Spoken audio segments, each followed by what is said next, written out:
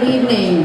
We're going to start this plenary titled Opportunities and Challenges for an Engaged STS. My name is Kim Fortune, and I will be incoming president of the society, and I can't think of a better way to do so than with this panel. I want to thank Heather Paxson for conceiving it and curating it and inviting a really wonderful slate of panelists. The session was conceived to put before us as a community many different ways of engaging STS and many different contexts in which that engagement is called for. So there's a diversity of approaches that we'll discuss.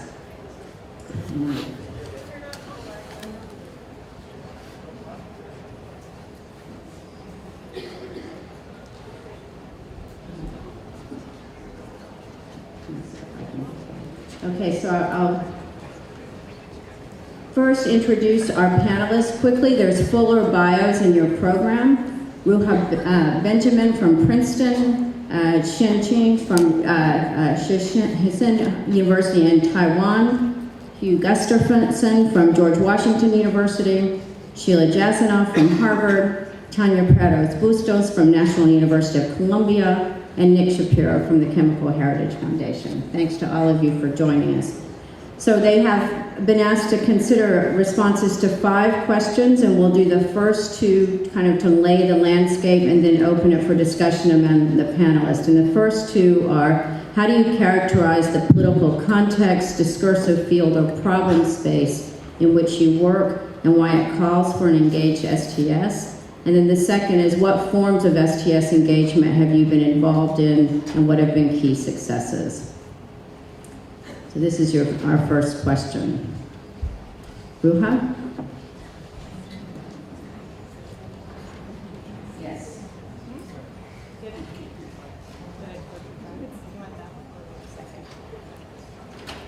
Right, so we were each asked to provide an image that would encapsulate in some ways our response to each of the first 2 questions. Before I share with you my very brief response, and we were told to keep it to 1 to 2 minutes, but I'm not sure how that's going to work. I just want to thank the organizers and just say that this is one of those sessions where you're asked to speak when you really feel like you should be in the back taking notes. Just looking over the program for the conference this year, I'm really stunned by the many sessions that, in my mind, at least according to the titles, exemplify what we're here to talk about. So I don't think in any way any of us feel like we have it figured out, or that our efforts are really are the great illustrations of this. I've seen it and been torn in terms of the choices to make at each time period. So with that said, the way that I would very succinctly characterize the problem space or the discursive space in which I think I'm trying to work, and where I think an engaged approach to STS is valuable, is a critical race approach to STS, or critical race STS. And this problem space builds upon feminist STS, decolonial STS, and all the many normative, explicitly normative and political approaches to STS. So it's building and in conversation with these other neighboring approaches. And 3 things I'll just highlight as I think as constitutive to a critical race STS. One is that we're investigating the racial logics and structures that are embedded in technoscience. We're thinking about race itself as a kind of social technology that does things in the world, creates in some ways parallel universes. And so we want to think about social technologies as one of many technologies that we want to problematize and investigate. And thirdly, we're thinking about how technoscience is appropriated, reimagined, and resisted by oppressed people. So not simply race and racialized groups as the object of analysis, but as the subjects and protagonists and knowledge constructors. And so we want to think critically and imaginatively about how this is already happening and how we can use our work to create more space, both within institutions and outside of traditional institutions, to allow critical race approaches to STS to proliferate not simply among scholars, but among all types of collaborators. So there's a backstory to why I started to think about this as a problem space that I won't get into because I've now gone over my minute. I hopefully will circle back around and I'll be able to elaborate a little more on how I'm thinking about this. Hi, I'm Xin Chen of French call me Digo, friends and family. I'm from Taiwan, so well, the images I know artistically is terrible. It's a collage, but basically that's where I come from. Well, it's during the Cold War era. You know, every American client states such as Taiwan, South Korea, and maybe some other states, you have this kind of structure. You have a dictator up there, and in our case, it's father Chiang Kai-shek and his son, and both are great leaders. And then they have trust, and usually the secret police, they can be military, can be gangsters. So if you are political descendant, you are suspected of sympathizing with communism or whatever, you got locked up, your family got murdered, and all this kind of thing happen. That's one side. But on the other side, usually this kind of states got a set of technocrats. They are usually educated in the US or UK, and they usually get an engineering degree, a physics degree or whatever.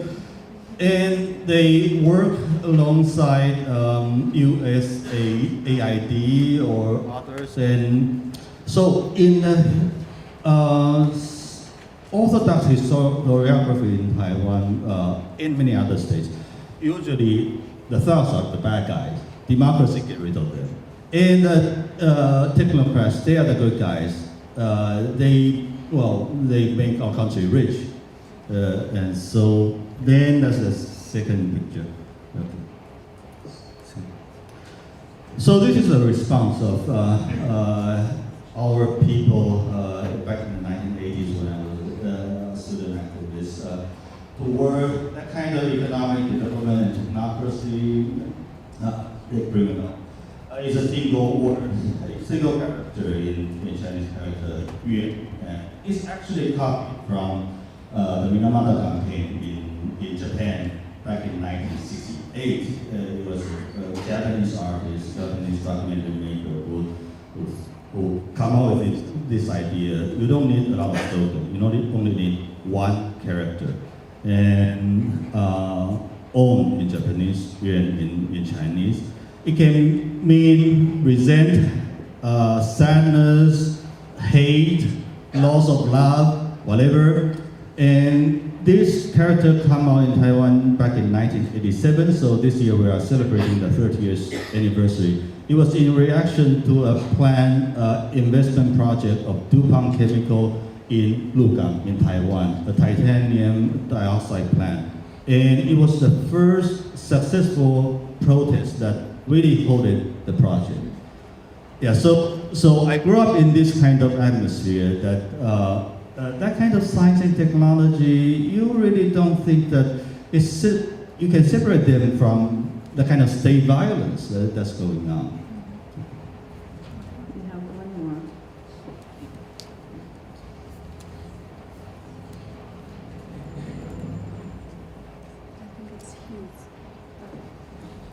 I think this one is me, so.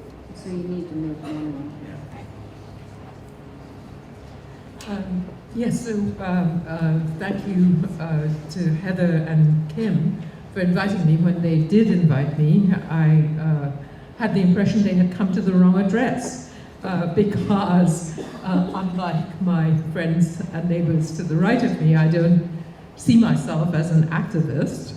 And in a way, I picked a picture which explicitly contrasted with yours because I had the benefit of seeing yours first, and I wanted to illustrate the extremely unglamorous setting in which I do my work. But then I thought to myself, well, it's struggle, even if not activism, and maybe it's worth calling attention to what struggle looks like when you're actually part of that technocracy that's supposed to be making the world wealthy.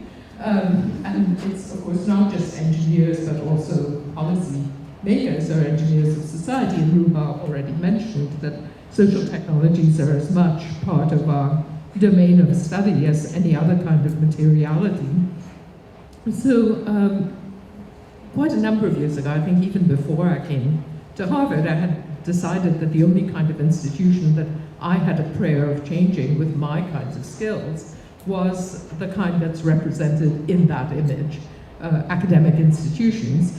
And I hadn't realized to what extent that's actually the hardest kind of institution to change. And there was some kind of statistic not long ago about institutions that had survived 700 years or more, and some healthy percentage, like 20% of them, turned out to be academic institutions, and it's not for nothing. I mean, they're thoroughly, deeply embedded, they do not change their ways, and they do not like being shaken, and they continue to produce those very same technocrats who then, in turn, produce the Minamatas of the world, and so forth.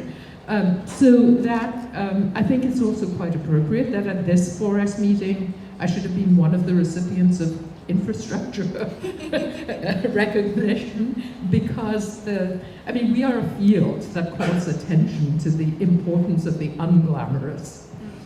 So I will just, as my introductory comment, just state and restate that the work of working away in places where you don't expect resistance to be entrenched, the work to be every bit as much struggle as when it is against a dictator, except the dictator is highly beneficent and wishes to nudge you all the time.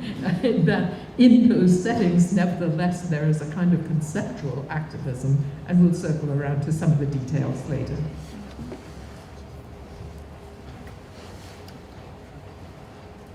No. Mine is. They're seeing your slide. You have to go behind. Another one? Back one. Back one? Another one. One. Yes. We're trying to coordinate what they see and what you see. It's different on the big screen. No, now it is okay. Well, as as Kim was mentioning, my name is Tania Perez Bustos, and to answer, I think it's to answer the question, this is really good that it's happening. To answer this question, I want to make a small intervention. I think that it's really interesting that this is happening from what I'm going to do now. Let's see. The answer I'm going to give, it's supposed to be felt. Not always we understand things in the same way if we don't feel it. So I just want to see how many people in the audience can understand Spanish, and perhaps help me do an experiment. If you can just raise your hand. Oh, this is great. So we have many Spanish people who can understand Spanish. Do you people feel able to do some sort of whispering here? And I have to thank here Anita Chan for this idea. So to translate me, yes. So if you don't speak Spanish, I encourage you to sit close to someone who does. And if you don't, well, sorry, but what I'm going to say now, it's going to be said in Spanish. So la primera, sorry for the deal.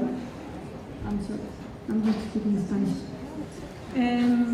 La primera respuesta a esa pregunta pasa por la sensación que tengo de estar aquí y sentirme como que soy una cuota.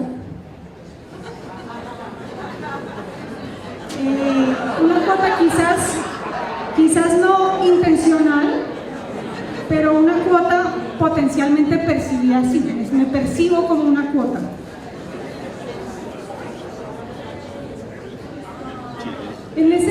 Quiero responder a esa pregunta también señalando que mi contexto no es uno, sino son muchos, que mi contexto es peculiar, particular y no representativo de lo que somos, hacemos y pensamos.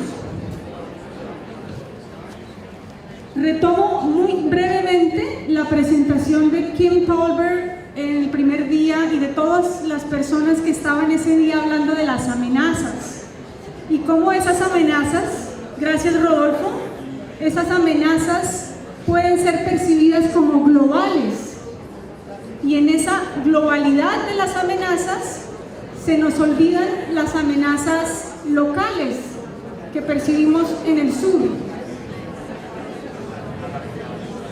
Unas amenazas que son complejas, inaudibles, invisibles.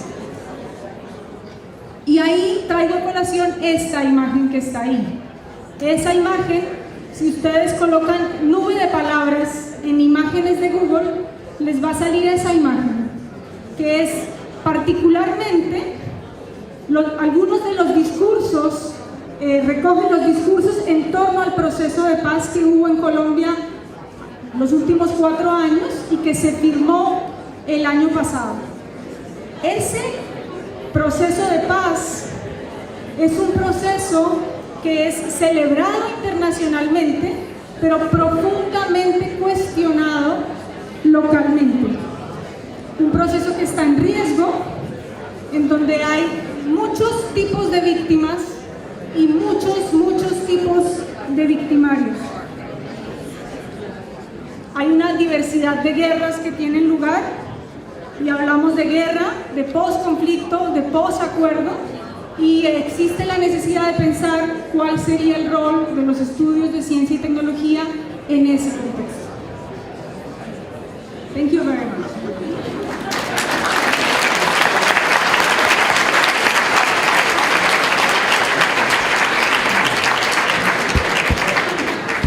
Gracias, chicas y chicos.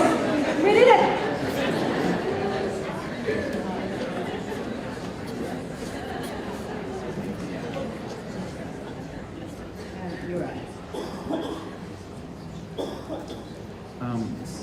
So I'm here representing a multitude of collaborators, 140 collaborators.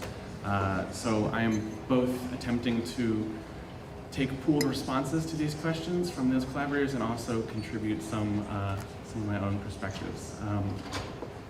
We'll get more into the content of this work with this multitude of collaborators in just a second, but these 3 images are sort of a bare bones constellation of the problem space that our work emerged from. First, on your right is the settler colonial political context of long and ongoing climate and environmental degradation in North America. That the Environmental Data and Governance Initiative, which I'm sort of representing, EDGI, came into being. So it came into being alongside both a long-term environmental problem and also a fraught environmentalism that has been leveraging some cognitive dissonance in advancing environmentalism, as also Professor Tolbert invoked in the beginning of Plenary. So although this has been ongoing, with the election of Donald Trump in November, several of us began a conversation that led to the founding of this organization, anticipating an increased or at least an increased candidness about state-sanctioned environmental harm. And these 2 images relating to Administrator Pruitt, who is Donald Trump's leader of the EPA. Early on, he noted that there is going to be a new day and a new future for the environment in the United States. And that new future will probably look a lot like the pre-regulated past, albeit with a larger industrial footprint. And in this tweet, as one example of among many, Administrator Pruitt delimits the stakeholders in environmental regulation to merely those of the polluter. So all of the fence line communities, the people that breathe, which is many of us, and the people that drink water, the people that exist well beyond our national borders are all no longer stakeholders in environmental regulation. So we took seriously the rhetoric of this administration, and we began preparing in advance of the inauguration. And then the last image of the group in the boat with the red balloon is to acknowledge that many of us in this organization work in the spaces that have long been abandoned by the state, in toxic landscapes that bear a very loose relationship to the state. And so the discursive field of civic and community science is also informing a lot of the practice. In this image in particular, they're about to engage in some balloon mapping. And balloon mapping is a low-cost technique of using weather balloons, very cheap cameras, and open source software, to stitch together individual images to make maps. And this was a technique that was first pioneered during the 2010 BP oil drilling disaster, when the airspace was cordoned off, and the state and BP were collaborating to create misinformation about the extent of the oil spill. So it is in this nexus of long exposures, a new intensification, and a sort of a tradition of stepping up to fill the roles abdicated by the state that this work came into play. Thank you. All of my slides are for the next question, so there's no slide. I'm Hugh Gustafson. Before I went to graduate school, I worked for an anti-military NGO. And then when I went to graduate school, I was looking for a way of bringing my anti-military commitments with me into graduate school and fusing them with my academic work. My two intellectual academic heroes were Michel Foucault and E.P. Thompson, the British historian, who was one of the founders of the European Nuclear Disarmament Campaign. And so in the back of my mind, I often asked myself what Foucault would do, what E.P. Thompson would do, and have tried to find a way of fusing a certain kind of political commitment with rigorous academic work and intervening as an activist on the side as well. So all of my work has been around nuclear weapons and other kinds of military issues, pretty much. Originally, I did an ethnography as an anthropologist of a nuclear weapons lab, and since 1987, I've been in sustained dialogue with nuclear weapons scientists at both the Los Alamos and Lawrence Livermore National Labs, the two nuclear weapons labs in this country. And I've also been in sustained dialogue with their opponents, the anti-nuclear activists, and have been trying to find out what the anthropological and STS technique of very patiently listening to people and trying to write in a way that reframes the debate that they're stuck in, what that might yield, both academically, but also in a larger sense, politically. And I write for public audiences, and I also write for a more academic audience. Since my engagement with nuclear weapons designers began, the world has changed enormously. The Cold War ended in the early 1990s, and they lost nuclear testing, which was their key practice. American nuclear weapons scientists haven't been allowed to test a nuclear weapon since 1992, and yet they have more money now than they had during the Cold War to work on nuclear weapons R&D.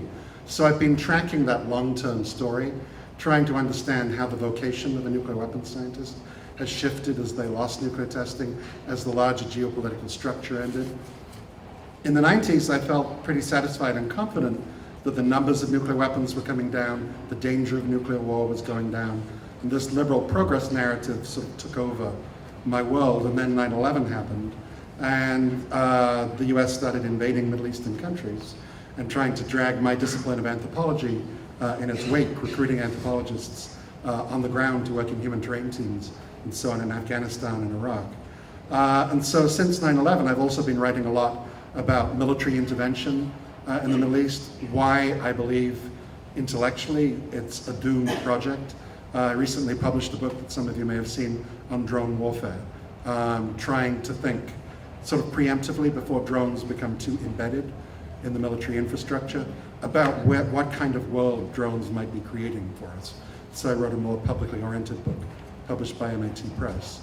The question asked about the problem space that our work is situated in, and there are different ways of interpreting that phrase, but what I wanted to say about my particular problem space is that as an anthropologist, a lot of my work has involved talking in great detail and developing relationships of trust with people whose work I fundamentally oppose, right? And so that's a sort of psychologically and intellectually difficult and talked position to be in. I mean, I do feel that ethically it would not be appropriate to gain people's trust and then just trash them in my writing. That if you engage with people, they bring you into their homes, they invite you to dinner with them, to their parties and so on, you owe them a certain amount of respect in return. And so my writing about this and my public intervention, especially on nuclear weapons, has been shaped and constrained to some degree by those very intimate personal relationships I have with some of the people that I oppose. Writing the book on drone warfare was much easier and more fun because I've never met a drone operator. I did all the work from written sources. I did no interviews, no field work, and I could just really let loose. So for me, part of the problem space is shaped by whether or not I have personal relationships with the people in this techno-military infrastructure that I'm fundamentally trying to critique, but in a way that honors the integrity of the people in that infrastructure.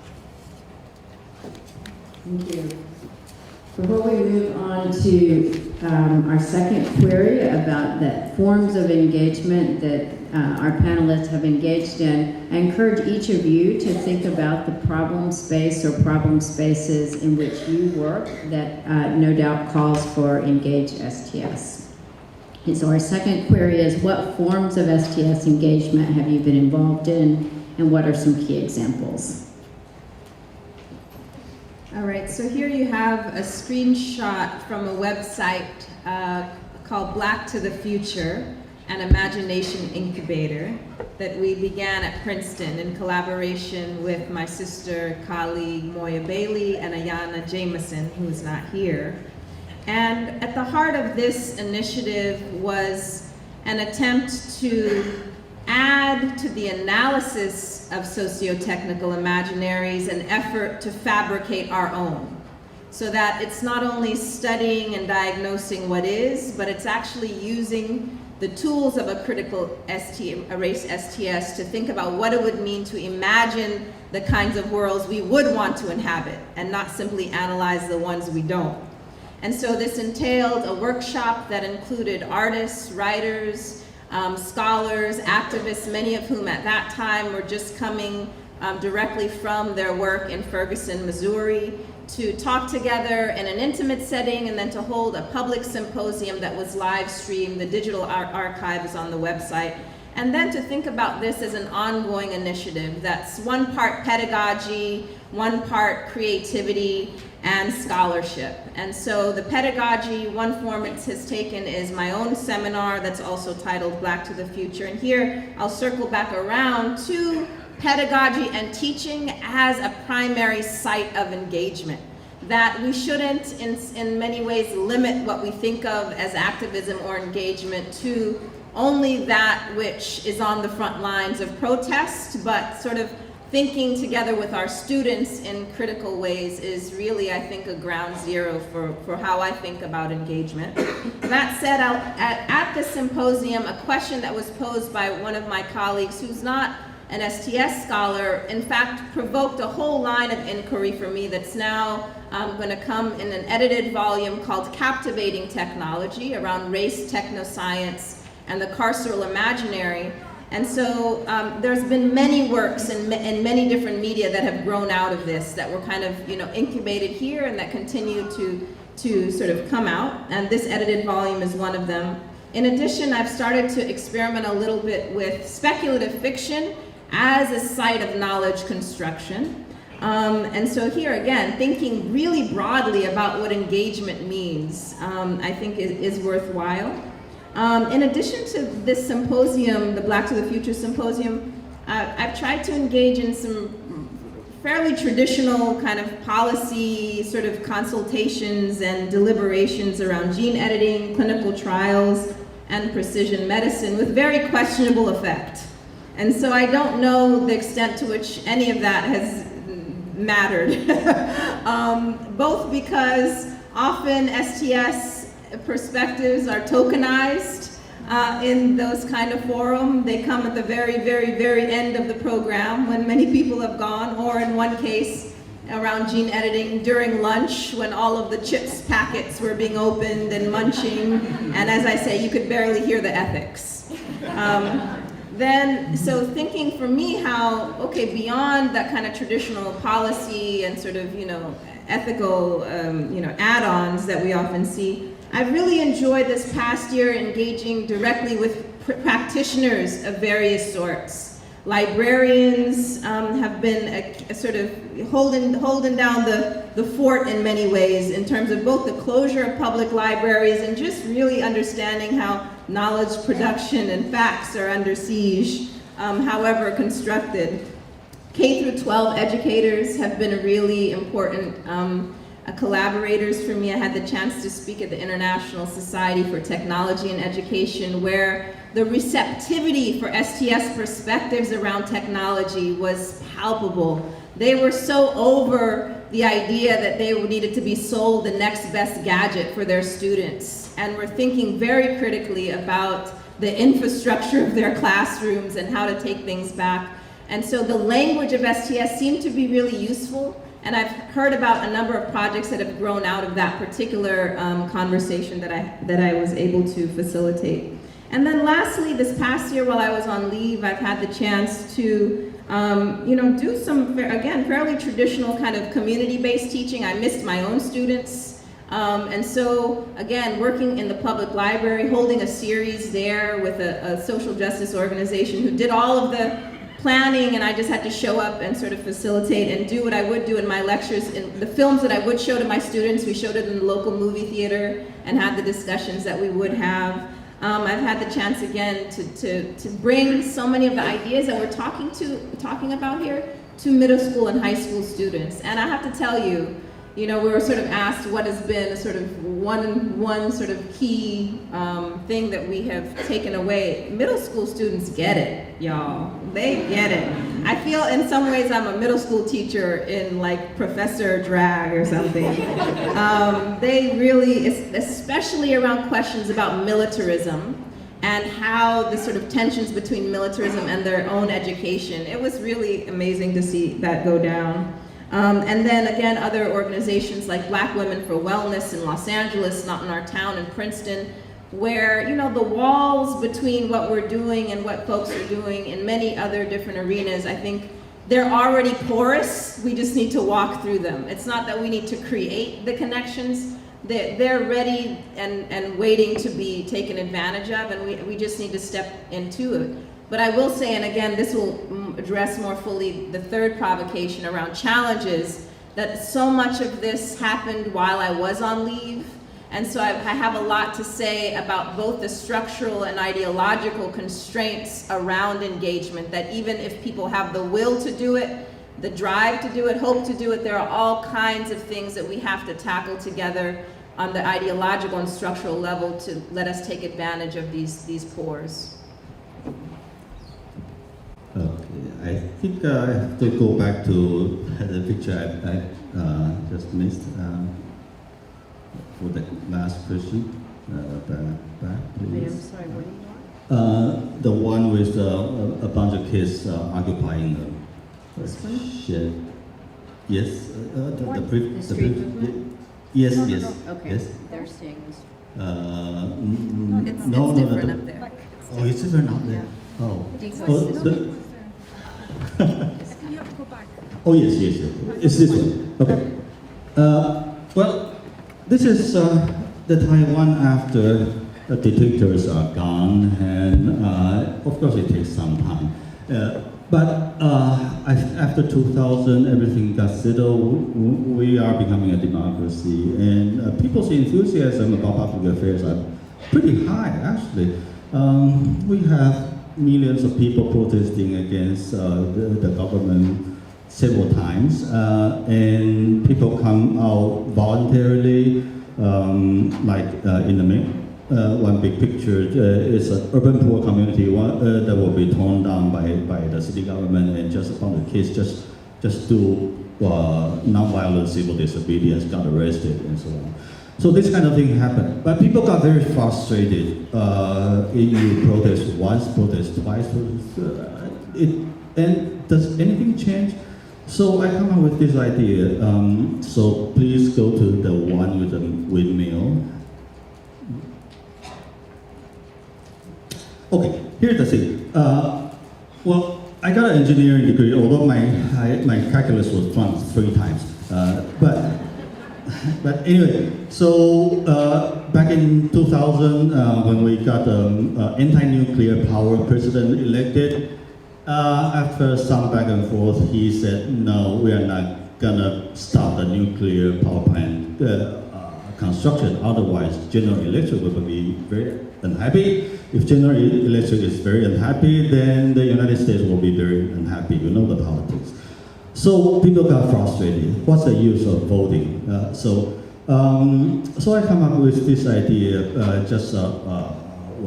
poked around, and we have this kind of community education system called community universities, where it's a lot of freedom. You can arrange all kind of classes, and I arranged this as a kind of DIY class. Let's build a windmill ourselves. With what? With bamboo, because, well, in East Asia, bamboo is a very traditional construction method and material. And so we built this bamboo wind generator. It works, and I wrote a grant for that. It's a lot of fun listing on my grant. I want certain money to buy scrap metal. Yeah, we really go to the scrap yard and pick out things that look like that can work as a generator, and we experiment everything. So we finally got this generator up and running with minimal cost, and the main thing in this project is how to mobilize the skill of people. You see, people are educated in our developing society. A lot of people got engineering degrees, like myself, which turned out to be, well, maybe useless if you don't work as an engineer. And maybe you got a degree in electronics, which will turn out to be useless. And so, if they think this project is fun, they might go back and dig out what they were trained when they were in high school. They go to vocational school, and they got so excited about this. So this is a fun project.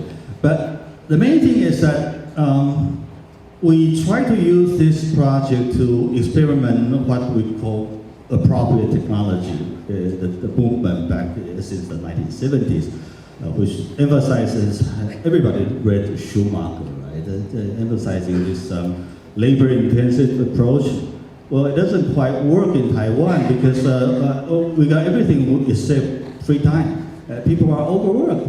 So we find out this approach got a lot of problems. You got to figure out what is appropriate for this society at this particular moment. Bamboo was a bad idea too, because although we have been using bamboo for thousands of years, but nobody knows how to properly treat harvested bamboo anymore. Everybody buy that from the factory. So we got a lot of disasters. So I'm not going into that. It's a bad engineering project. It turned out we can light the lamp or something.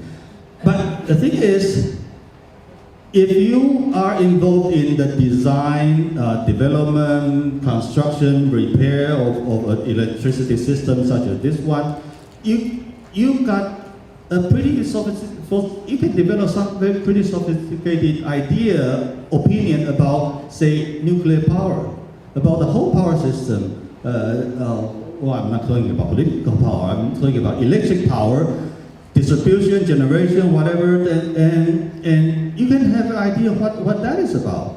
And so when some technocrat tell you for their new high-tech project, you just have to shut up and listen to the expert. You can come out and say, well, you're wrong on this point, you're wrong on that point, and let's have a discussion. So this is the one fun thing I do. So next one. Another thing I do, it's not fun, it's a tragic, it's the Radio Corporation of America, RCA, they had a plant in Taiwan from 1970 to 1992, and they poisoned the underground water, and they poisoned workers there. So there are thousands of workers died of gut cancer and so on. And so based on the spirit, I experiment on my windmill project. I participated in mobilizing the STS community in Taiwan and try to participate in helping the workers and their volunteer lawyers. So we organized into a pretty solid team, and we keep it going. Some of our brothers and sisters have been with this campaign for 19 years. I have been with this since 2009, and we developed into all kinds of specialty. And the best thing about this this project is that it is not only mobilizing science to serve the needs of the people, to explain for social justice and so on. And the best thing is that it's all for free, because you don't do it because you got paid. You do it because you think it is right to do. And so we finally won our victory at the district court after years and years of trial in 2015. And we just finished our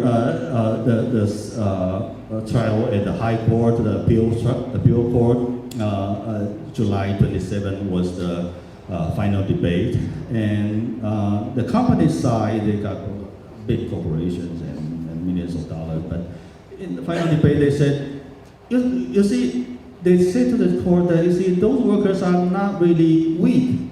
They got so powerful people all around them. No, we are not powerful people. It's just that we run on our passion, and they run on their money. Money can dry up, passion don't. So we can fight on forever. That's the best thing that I think that's come out of it. Thank you.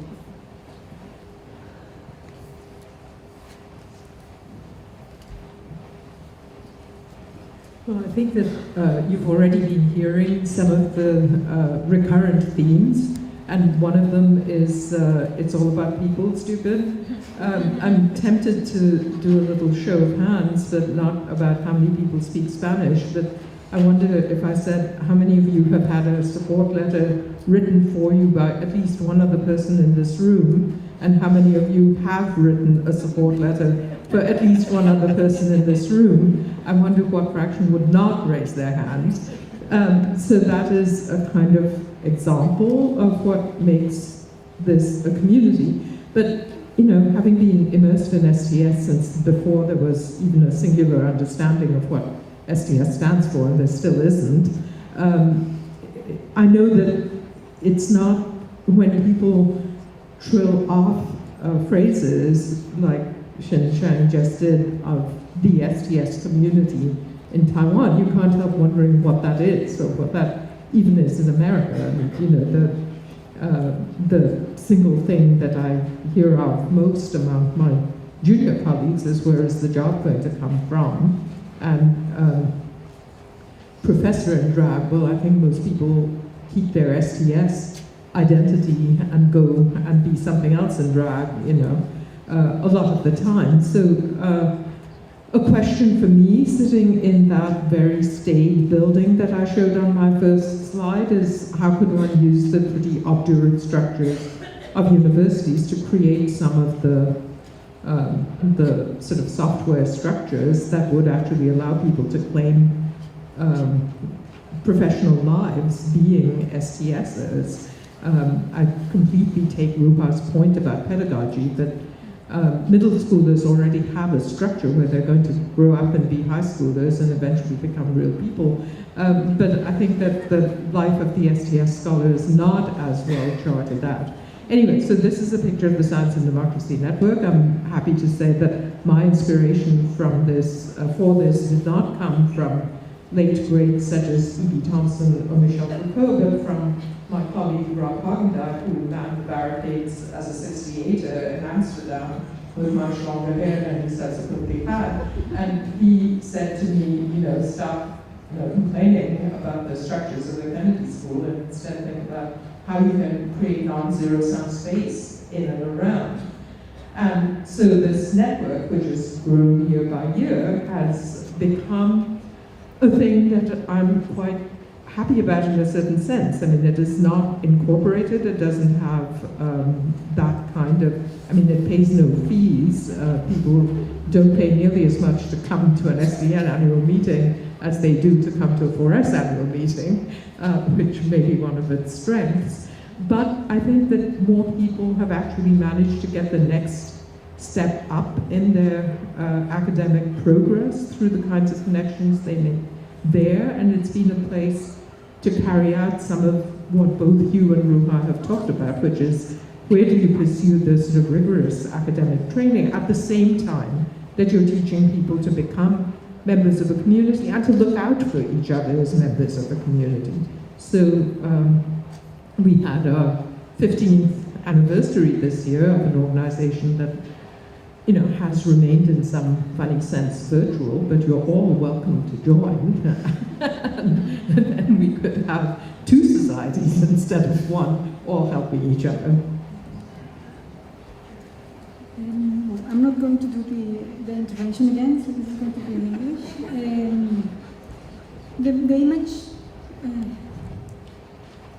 The image, I'm going to talk about that image there, and it's an interdisciplinary work that we have done with engineers, industrial designers, and anthropologists.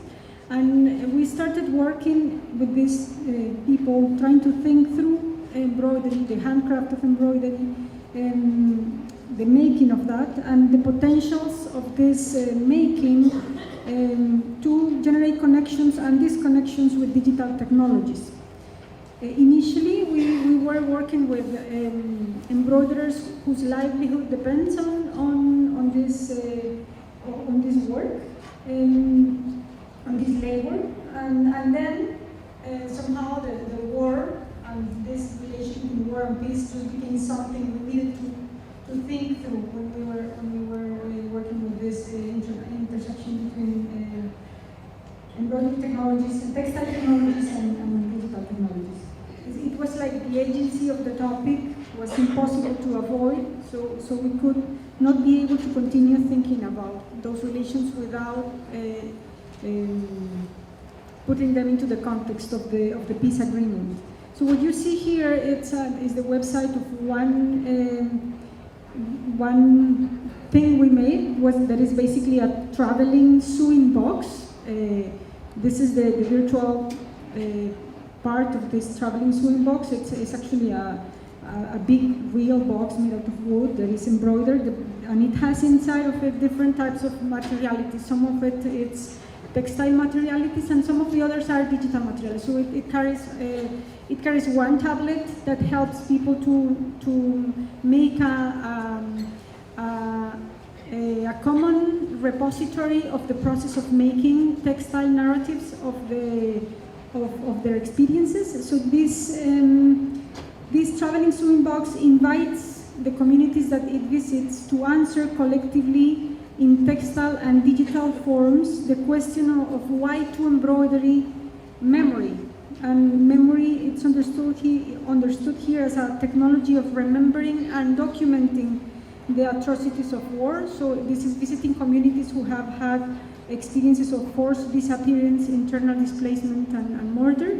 Communities who have what we call costureros de la memoria, which means collectives that actually gather themselves to document through textile forms what they have lived.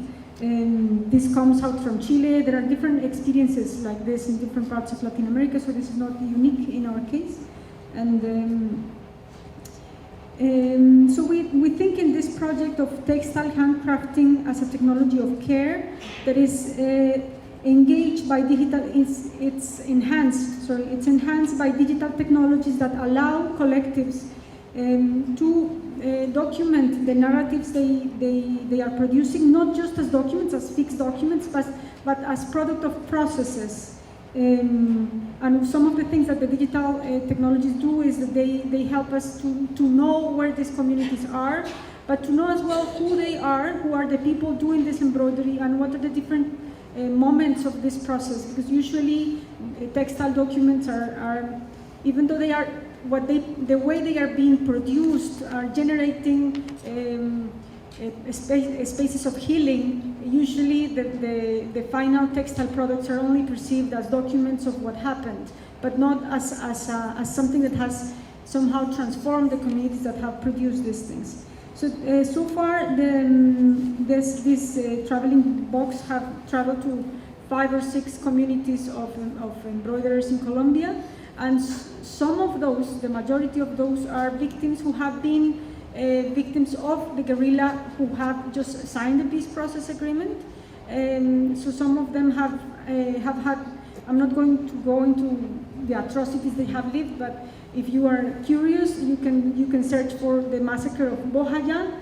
That's one of the communities that the box visited. And if you want to search into the site, this is a site, and if you want to look for it, it's www.costureroviajero, as is written there, .org.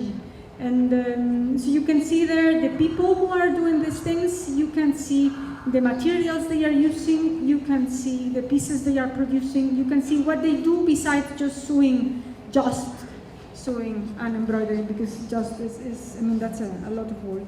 And in the following 2 weeks, the traveling sewing box, the Costurero Viajero, is visiting one of the what we call zonas veredales, which are the local places where guerrillas who just hand over their arms are gathering in the process of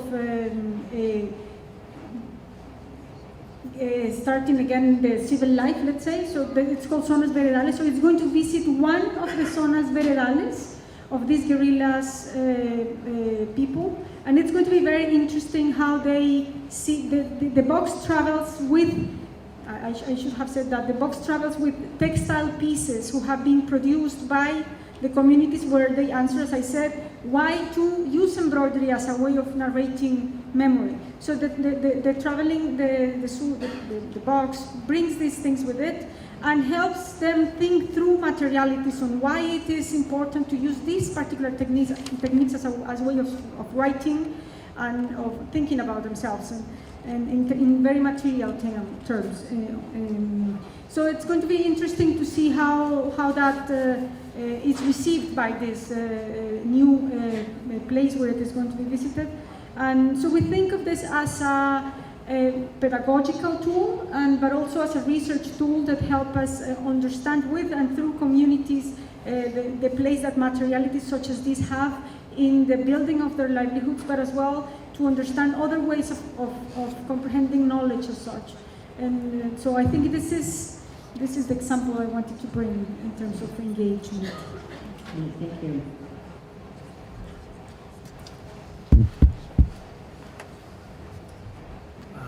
Our work at the Environmental Data and Governance Initiative, or EDGI, began days after Trump was elected, and it was clear that Myron Ebel, a known climate change denier, would be leading the transition to the transition team of the Environmental Protection Agency in the United States. And the conversation began amongst 12 STSers of the environment and one environmental chemist. And the question was simply, what is a humble contribution of our craft to this ongoing and large-scale regime change? And quickly, historians from Canada noted that during the Harper administration, environmental libraries were shuttered, and climate and environmental data was actually lost, burnt, found in dumpsters. This is our neighbors to the north. Other historians remembered that in 2007, George W. Bush, who has far less aggressive rhetoric against the EPA than Trump, attempted to shutter the EPA libraries. And it seemed very feasible that one of the world's largest bastions of environmental and climate data could be under threat.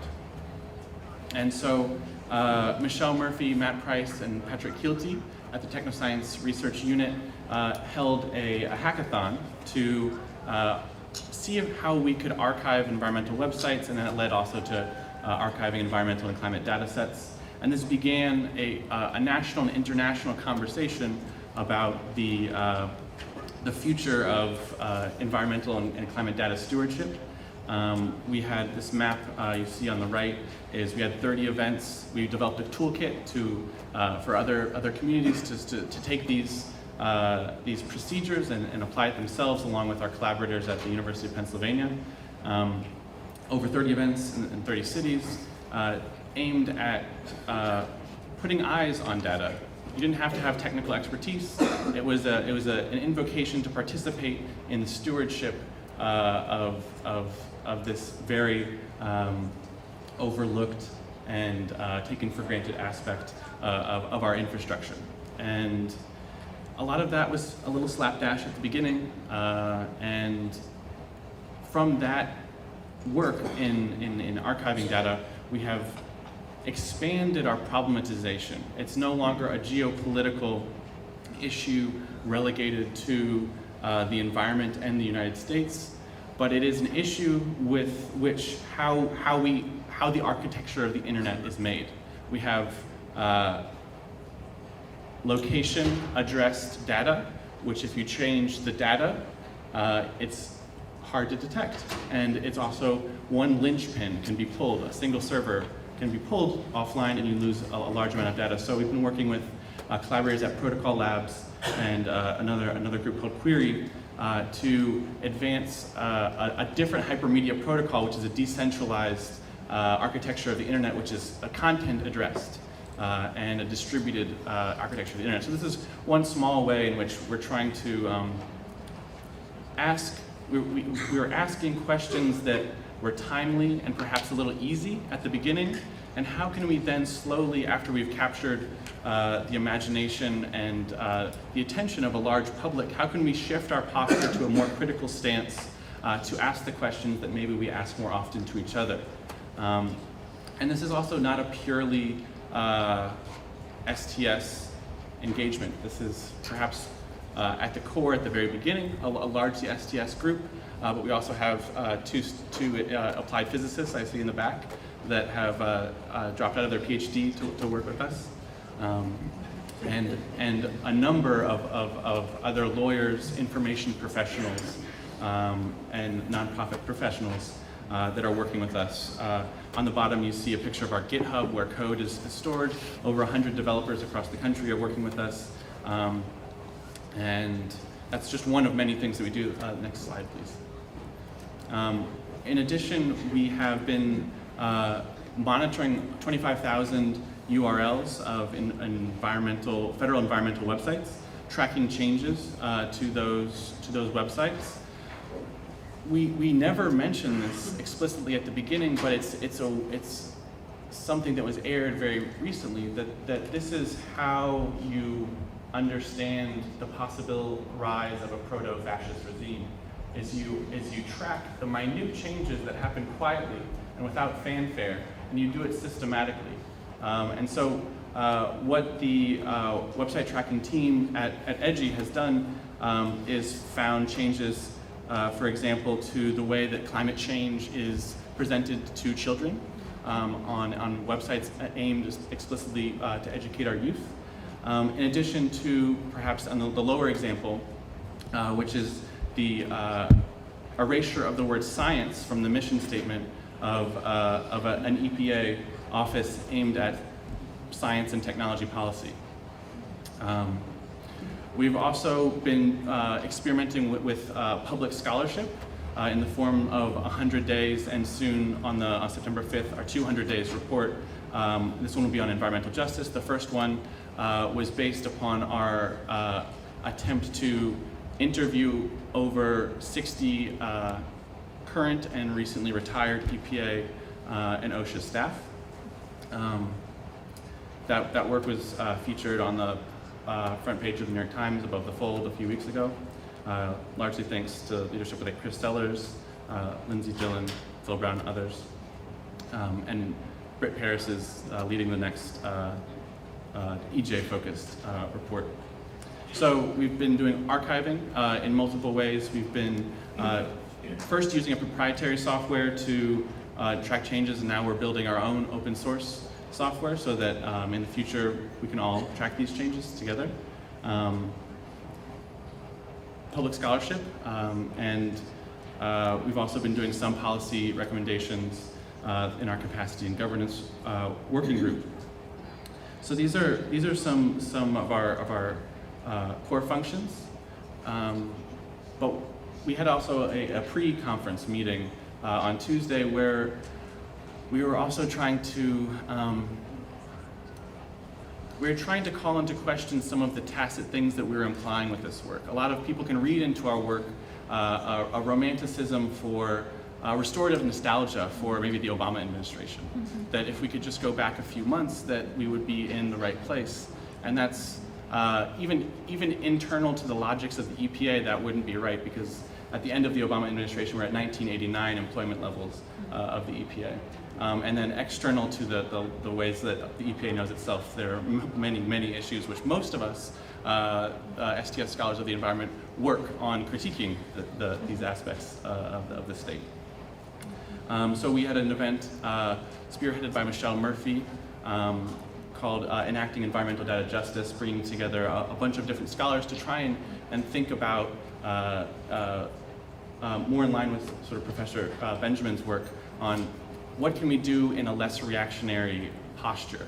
That what are the ways in which we can enact justice on our terms, as opposed to endlessly tinkering with the technocratic apparatuses that are constantly crumbling in front of us.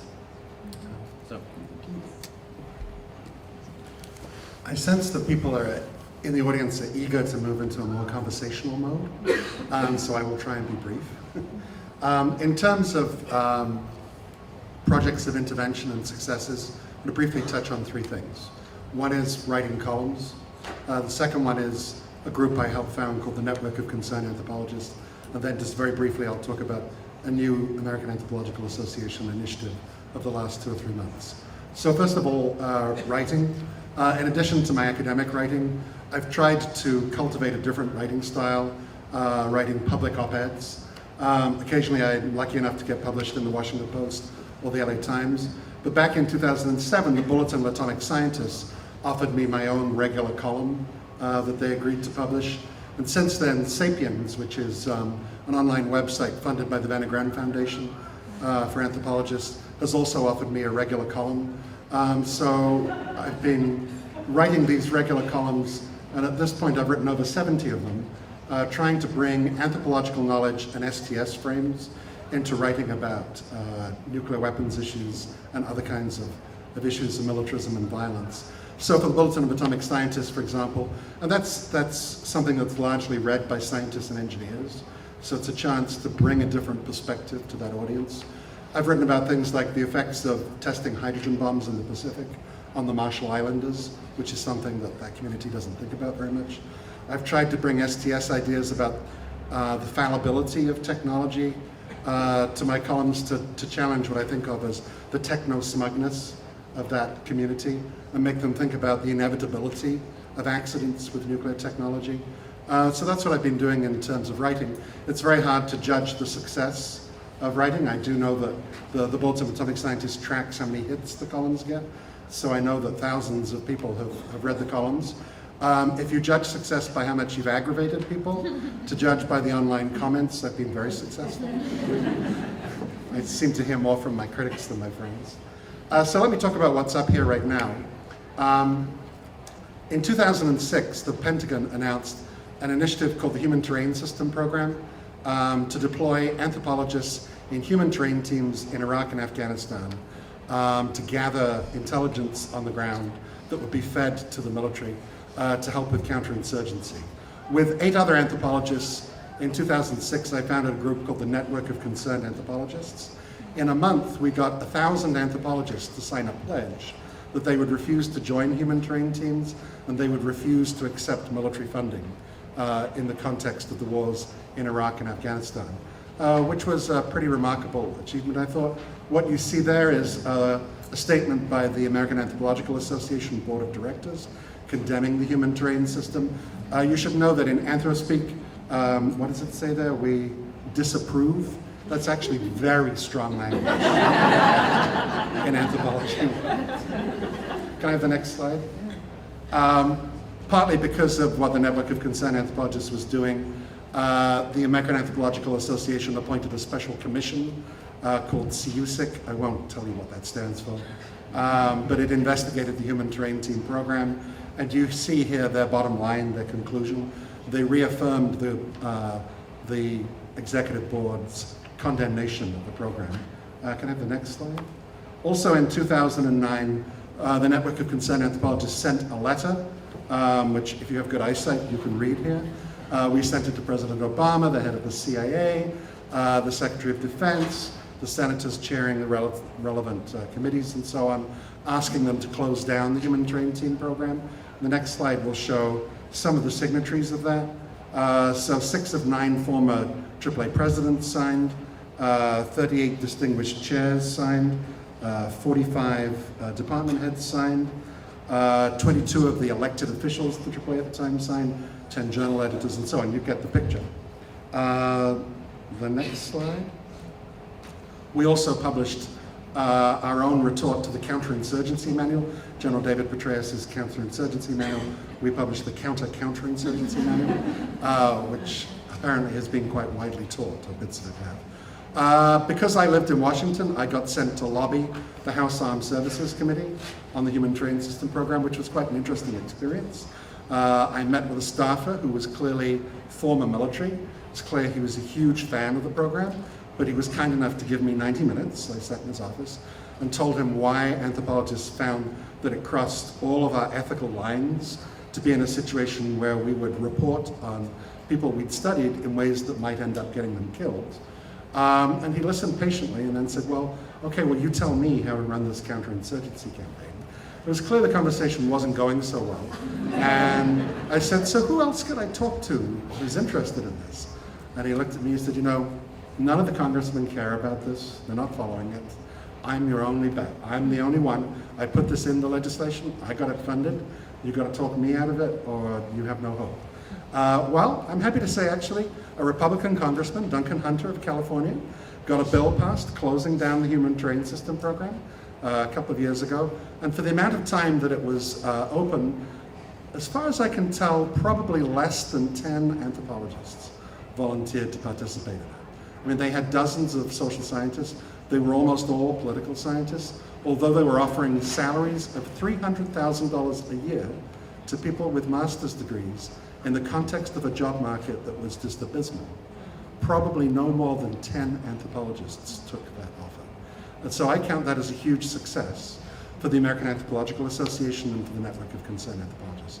And just very briefly, the American Anthropological Association just this month announced a new initiative for which I'm one of the founders called the Congressional Action Network. The Vanagren Foundation funded a meeting 2 or 3 months ago, brought anthropologists from all over the country. We got trained by people who were experienced in lobbying Congress and talking to senators, trained on how you talk to those people, how you talk to their staffers.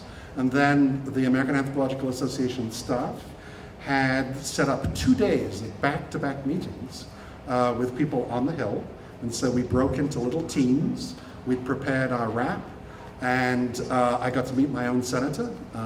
Most of us just met with the staffers, and we practiced doing these little 2-minute raps, saying, you know, this is why you have to protect the Bears Ears Monument. This is why you have to take another look at drone warfare. This is why what Jeff Sessions wants to do with the war on drugs is a really bad idea. And so the American Anthropological Association is now getting ready to ramp this up, and at this year's meeting is offering training programs for far more members of the Anthropological Association. And their meeting will be in Washington to encourage them to go and invade the Hill during our meeting and bring anthropological knowledge in sound